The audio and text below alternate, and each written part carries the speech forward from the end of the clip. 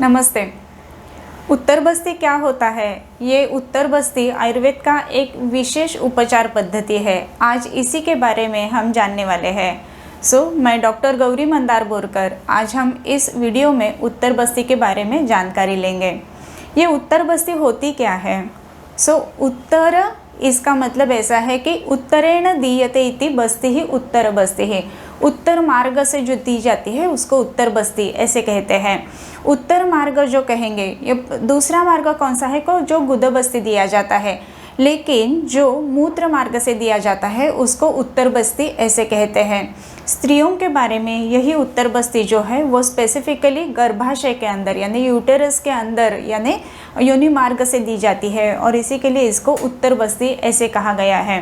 ये उत्तर बस्ती जो प्रोसीजर है उसमें कुछ स्पेसिफिक एलिमेंट्स यानी जो डिसीजेस है उसके लिए इसका परिणाम बहुत ही अच्छा आ जाता है।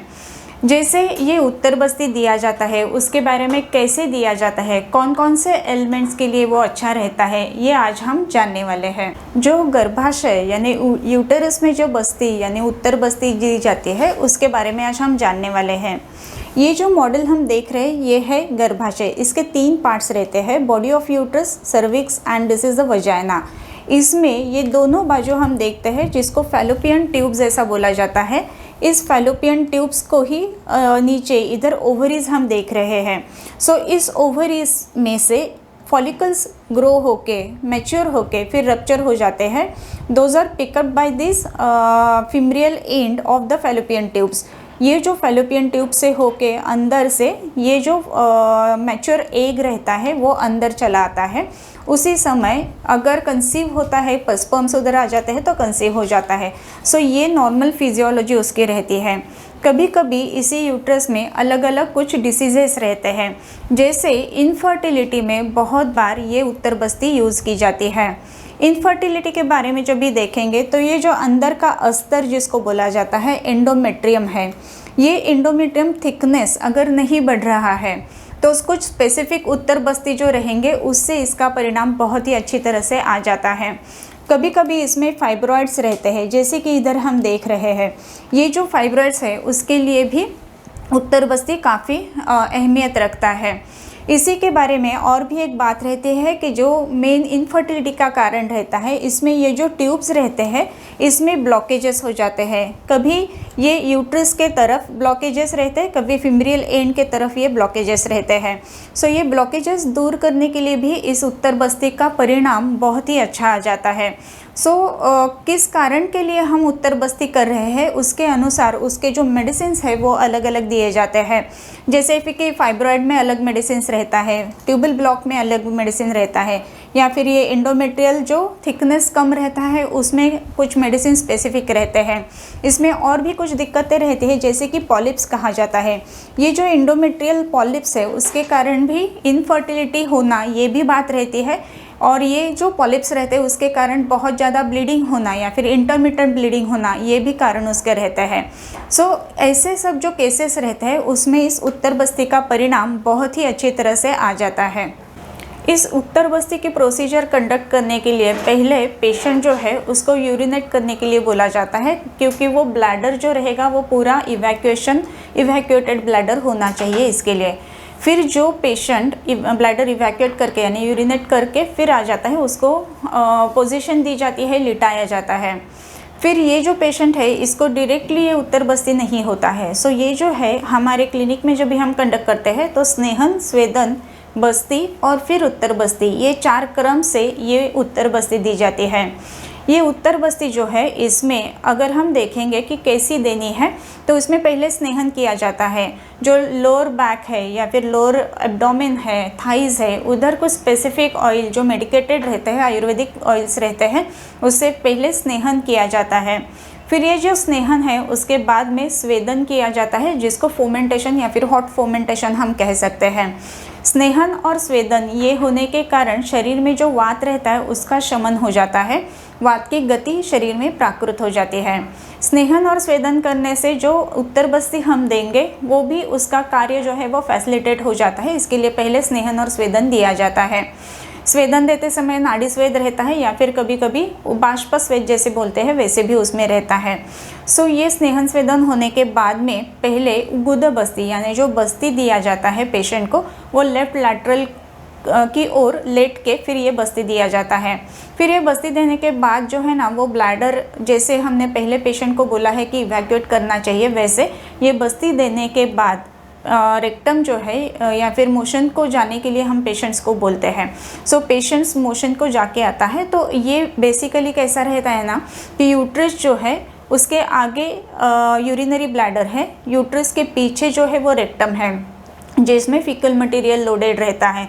सो पूरा जो मटेरियल जो वेस्ट मटेरियल है उसका लोड उसके ऊपर से निकाल दिया जाता है और फिर ये उत्तर बस्ती करते हैं तो उसका एब्सॉर्प्शन बहुत ही अच्छी तरह से हो जाता है। सो उत्तर बस्ती करते समय ये जो ट्रिक या फिर टेक्निक है वो कैसे यूज़ की जाती है, जब भी स्नेहन स्वेदन होता है और उसके बाद में बस्ती जो है वो शोधन के लिए दिया जाता है जो कि रेक्टम में दिया जाता है। तो लोडेड रेक्टम अगर है तो वो निकल जाता है। सो उसके इसका मतलब है उसका जो लोडिंग रहता है वो निकल जाता है। उसके बाद में इसमें उत्तर बस्ती दी जाती है। उत्तर बस्ती के समय पेशेंट को लिटाया जाता है, लिथोटॉमी पोजीशन दी जाती है और फिर ये उत्तर बस्ती कंडक्ट किया जाता है। उत्तर बस्ती के लिए इसमें जो कुछ भी डिज़ायर्ड मेडिसिन रहता है वो लिया जाता है और फिर इसको, ये छोटा है लेकिन ऐसा ही एक दूसरा कैन्युला रहता है कि जिसको इंसेमिनेशन कैन्युला कहते हैं। सो ये अंदर, ये वजाइना से होके अंदर जाके ये इंटरनल ऑस तक आगे जाता है और फिर ये जो मेडिसिन है वो अंदर यूटेरस में छोड़ दिया जाता है। ये जो प्रोसीजर है इसको उत्तर बस्ती ऐसे कहा जाता है। वो जो है उसमें इंसेमिनेशन कैन्युला है, 5 ml का जो डिस्पोजेबल सिरिंज रहता है वो यूज़ किया जाता है और पेशेंट को जो जो एलिमेंट्स है उसके अनुसार अलग अलग मेडिसिन्स उसमें दी जाती है। सो ये जो मेडिसिन्स रहते हैं वो जैसे कि जात्यादि तेल है या फिर क्षार तेल है या फिर काश्मीरी आदि घृत है, जो पेशेंट्स में जनरली एंडोमेट्रियल थिकनेस नहीं बढ़ता है उसमें काश्मीरी आदि घृत हम यूज़ करते हैं।